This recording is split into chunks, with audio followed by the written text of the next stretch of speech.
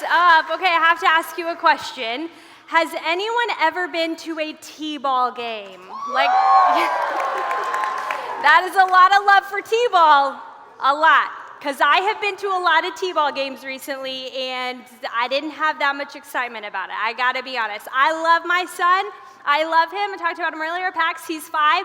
This is his first year playing T-ball, and it was a situation. I think we have a picture of him. Do we have a picture of Pax? Sweet Pax? Guys, look at him! Oh my gosh, he had no clue what he was doing. Not at all. Like, not at all. He's adorable, but clueless about T-ball. So my husband was the coach, bless him, taught a bunch of 5-year-old boys how to play T-ball, and they were insane. Constantly. I mean, they have no clue. They've never played T-ball before. They have no idea what anything about baseball is. They don't know there's an outfield, there's an infield, there's bases, you hit, you sit in a dugout, you do all these things. They have no clue. And my son, Pax, the first time he gets up to bat, they had 2 practices before they started games, mind you, 2. So that went well. He gets up to bat. He swings the bat as hard as he can, and he hits the ball off the tee the first time. Yeah, I know, right? So proud. And he just stands there. And I am going to be a really great sports mom. I was like, run! What are you doing? And he looked at me, and he was like, oh, yeah. And he gave me a thumbs up, and he took off running as fast as he could straight to third base. And I was like, okay, so the other team got him, situated in the right direction. Okay, so everybody's kind of getting it. He gets up to bat a second time. He's up to bat. He hits it as hard as he can, and he hits it again. It's so good. And he looks at me, and he goes, I'm going to run. And I go, okay, you do that. And he took off running as fast as he could straight to the pitcher's mound. And then the third time up to bat, he didn't have anywhere else to go, so he made it to first base. It was a big day. Yeah, it was big. It was good. It was good. But as my husband is coaching these sweet little boys, the whole time they are drawing dinosaurs in the dirt, and they are chasing the ice cream truck, because who drives an ice cream truck by a T-ball game in the middle of the game? It was very cruel, lots of tears. They have no clue what they're doing. They're constantly looking around, and the whole time my husband is saying, boys, eyes up, eyes up. Don't look behind you. Don't look at the ice cream truck. Don't look at each other. There's a baseball flying straight at your head. Eyes up, boys, eyes up. I think I heard the phrase eyes up about 57,000 times in the last couple of months. Constantly, my husband, as Isaac, is saying, eyes up, boys, eyes up, because they have no clue what they're doing. Tonight, we're going to dive into a passage, John chapter 21, you just heard it read, where I feel like Jesus is saying to his disciples, eyes up, guys. Eyes up. You can't be looking behind you. You can't be looking at what the people next to you are doing. I'm calling you into something big. I need your eyes up. That's what he called Peter to do. That's what he calls us to do. I love this passage. Go ahead and open your Bibles to John 21 if you're not there yet.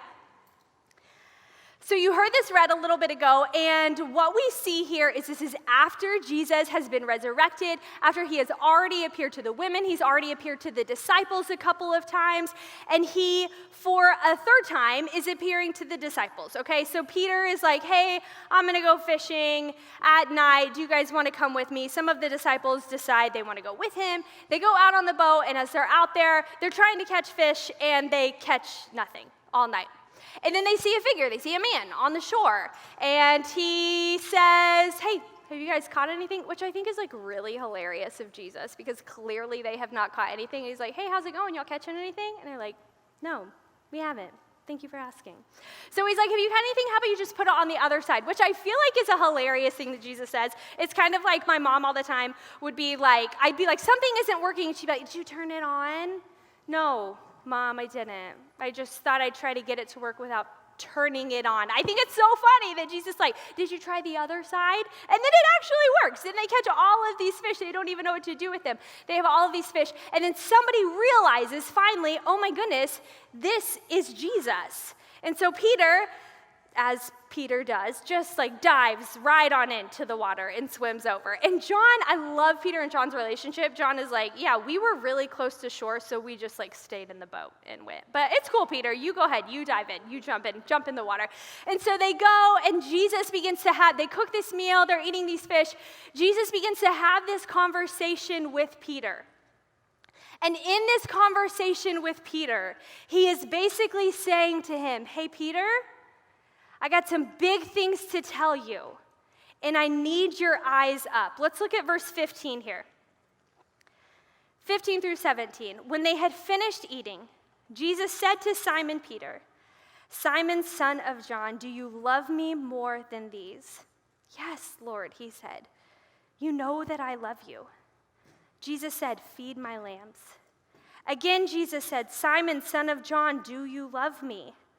He answered, yes, Lord, you know that I love you.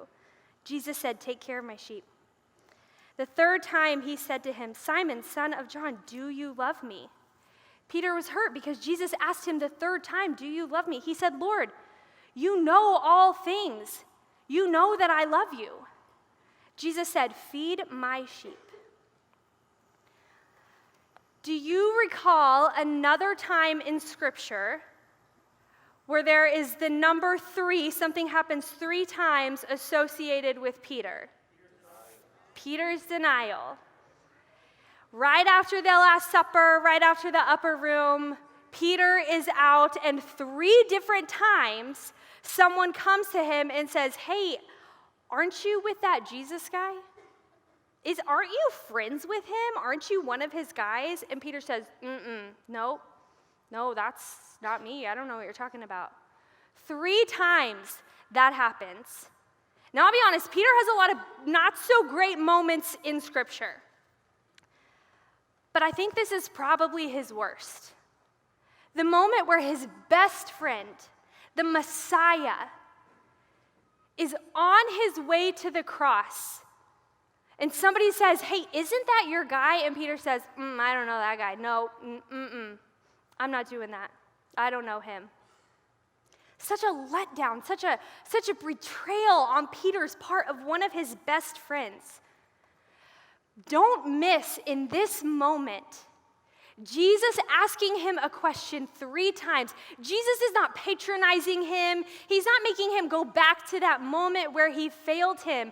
Jesus is saying, hey, Peter, I'm calling you to something really big here. And I remember that moment, those 3 moments where you failed me. I am now giving you 3 opportunities to say yes to me.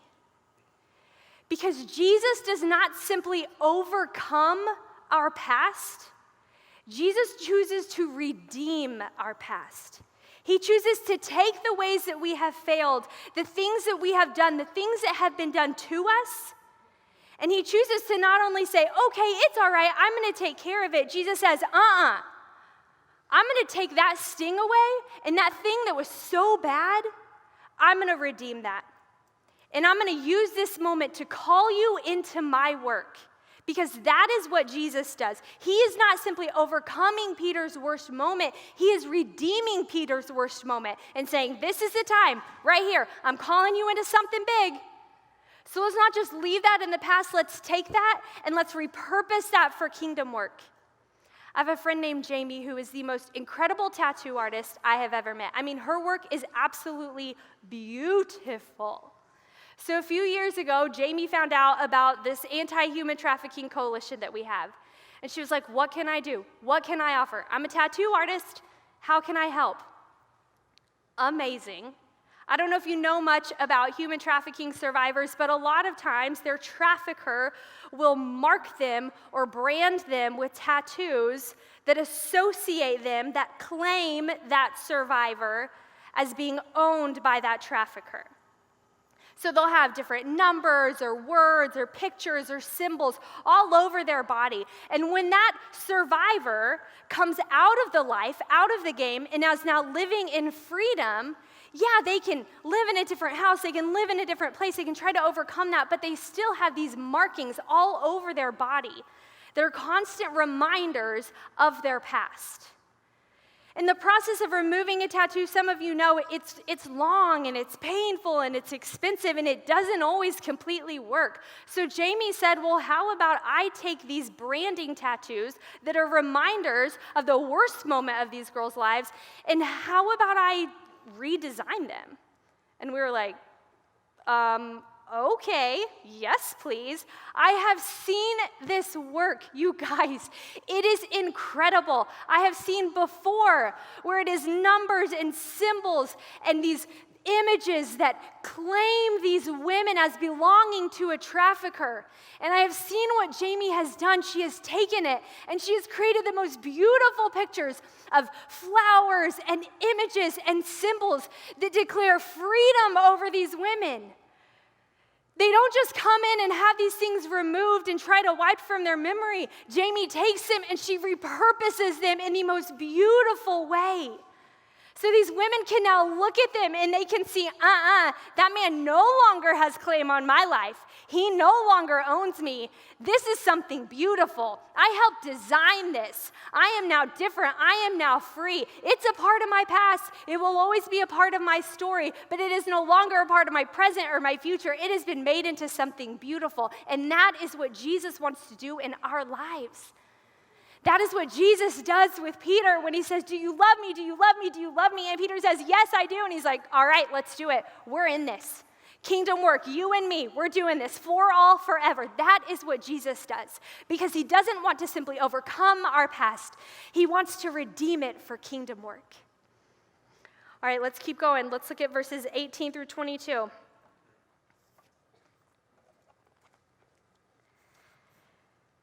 Very truly, I tell you, when you were younger, you dressed yourself and went where you wanted. But when you are old, you will stretch out your hands, and someone else will dress you and lead you where you do not want to go. Jesus said this to indicate the kind of death by which Peter would glorify God. Then he said to him, follow me. Peter turned and saw that the disciple whom Jesus loved was following them. This was the one who had leaned back against Jesus at the supper and had said, Lord, who is going to betray you? When Peter saw him, he asked, Lord, what about him?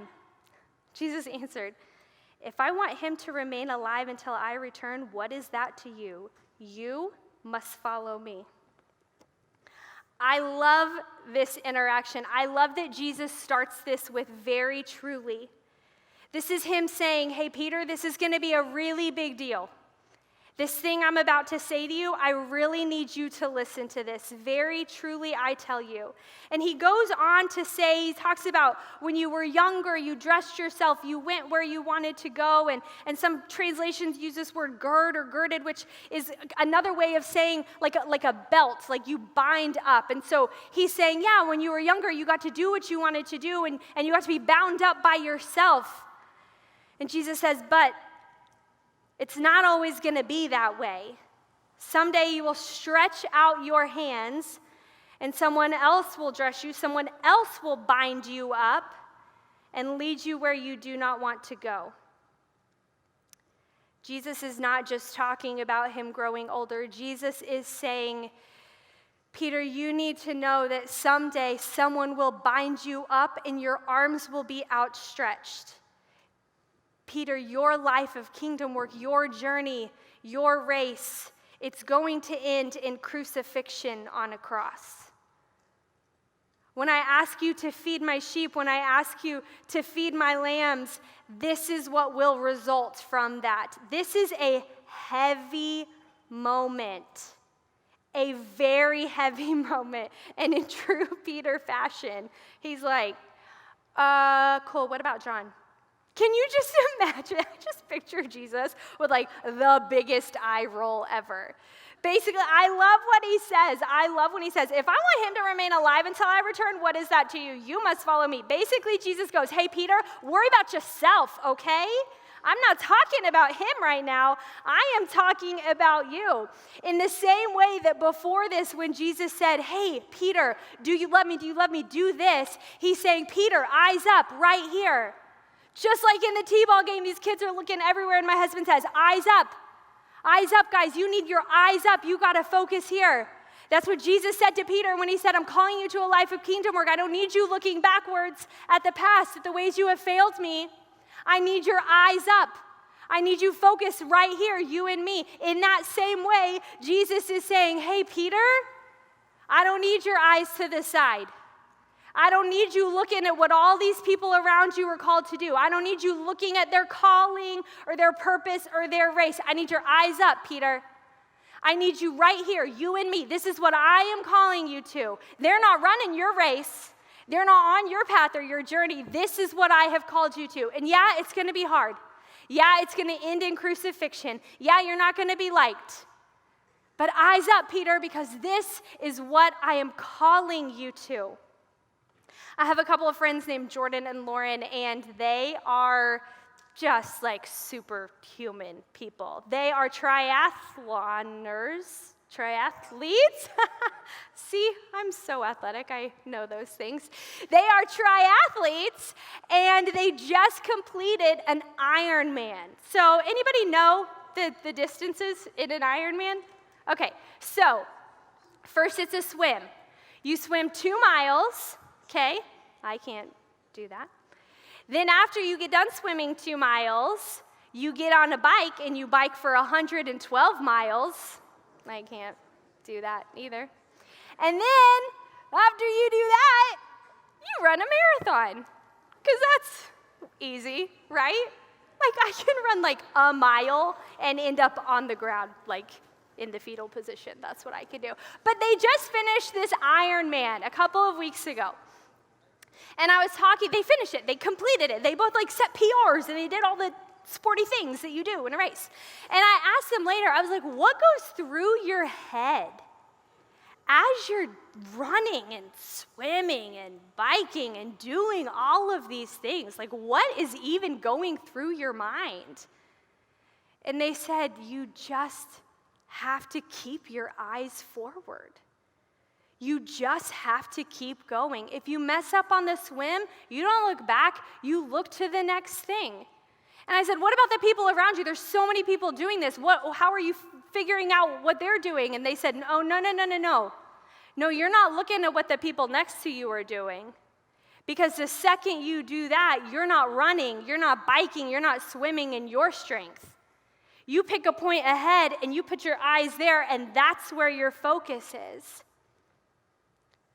Jesus is calling Peter to a life of kingdom work.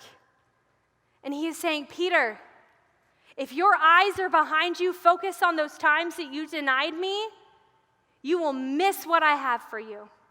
If your eyes are to the side, focusing on the calling of everyone else around you, if you're comparing what I have called you to what I've called everyone else to, you are missing the point. You are not seeing what I have for you.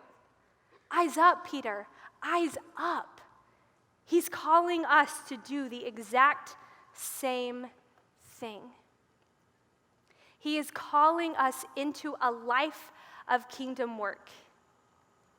And I know there are so many times that I am tempted to look at the sin in my past, to look at the trauma in my past, the things that I have been through, the things that I have done, the things that have been done to me, and I start to believe the lies that Satan is telling me when he says, you are not qualified for this.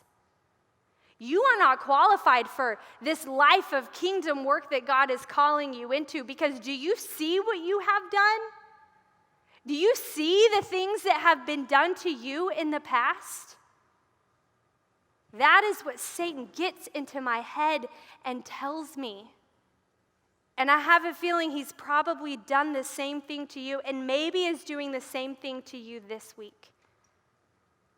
It is a constant battle for me to listen to the Holy Spirit when he says, eyes up, right here, Maggie, eyes up. It is a constant battle for me to not compare my race and my journey to all the people around me. I see other people all the time and I think, man, They're better at all of these things. They're better at their jobs. They're better at preaching. They're better at serving. They're better at worshiping. They have more skill. They have more ability. They have more opportunities, more doors open for them. They're getting more calls. They have more opportunities for kingdom work than I have. And every single time the Holy Spirit says, Maggie, you're not looking to the side because that's not the race that you're running. Your eyes need to be up.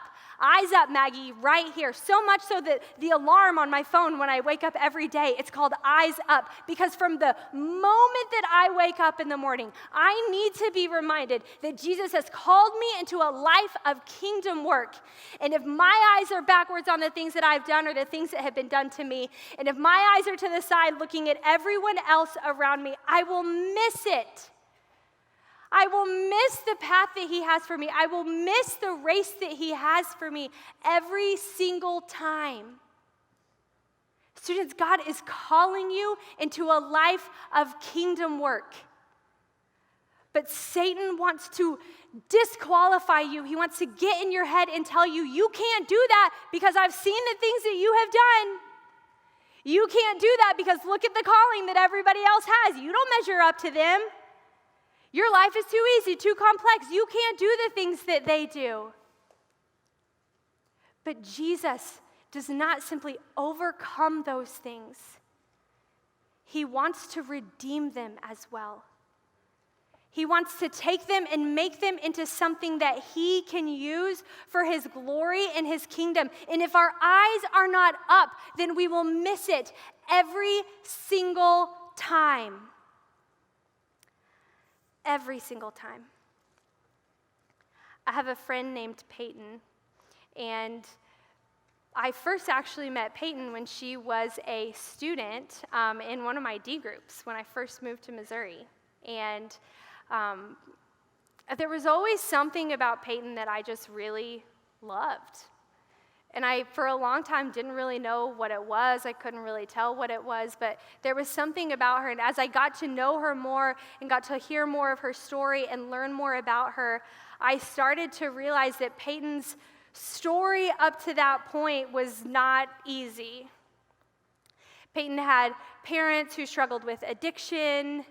She lived with her grandmother sometimes, lived at home sometimes. She witnessed things. She had things happen in her life that should not have happened to any kid. Peyton, at the age of 4 or 5, was basically raising her baby brother.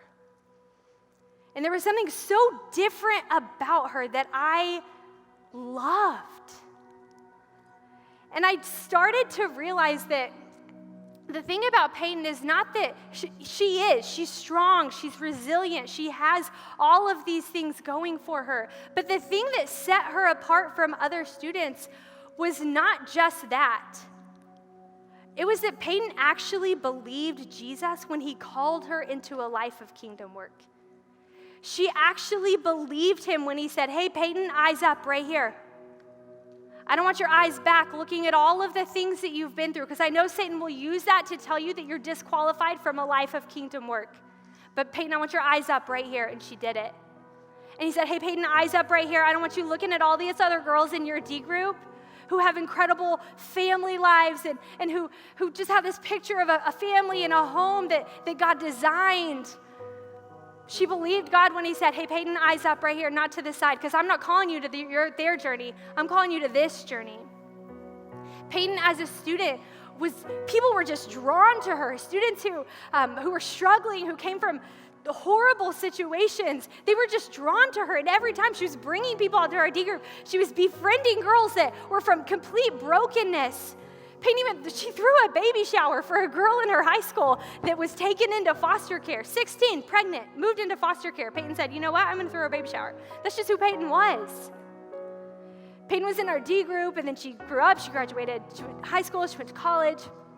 She did internships all over the country. And when she came back and we were able to, after that, lead a D group together, I would sit with Peyton and we would sit at a table with students, with girls who came from brokenness, who came from situations that were just heartbreaking. And Peyton would be able to step into that story in a way that I never could. Peyton was able to say things to those girls that were more meaningful than anything I could ever say, because Peyton would say, I get it. Girl, I know. I have been there. I have felt that. And Peyton would not have been able to do those things if her eyes were backwards. If she was focusing on what she had been through, if her eyes were to the side and focusing on what all of these people around her, at the journeys they were on, at the paths that they were on that the Lord called them to. But Peyton had her eyes up. Peyton was looking to Jesus. She was looking at the path that he had called her to. And now I get to be on staff with Peyton. Peyton's a student pastor now. And I get to see her speak to students. I get to see her sit with students. I get to see her have coffee with girls and be able to express the love of Jesus to them in ways that I never could because of the things that she has been through. Because Jesus does not simply want to overcome her past. Jesus wants to redeem it for kingdom work. And he did in her life. And he wants to do it in yours too. Maybe you have hurt and abuse and trauma in your past that suffocates you. And that Satan is saying, you'll never be able to do kingdom work. Do you know the things that have been done to you?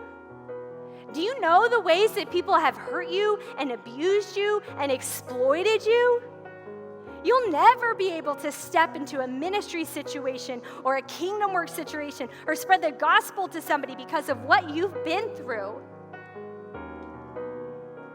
But Jesus does not simply want to overcome that. He wants to redeem it. Students, eyes up, not back at those things that you have been through, eyes up at the calling that the Lord has placed on your life. Maybe you're looking to the side. Maybe you're looking at the people next to you and you're saying, I want that story. I don't want my journey to be this hard. Maybe I don't want my journey to be this easy. I don't want my life of kingdom work to be marked with depression. I don't want my life of kingdom work to be marked with anxiety.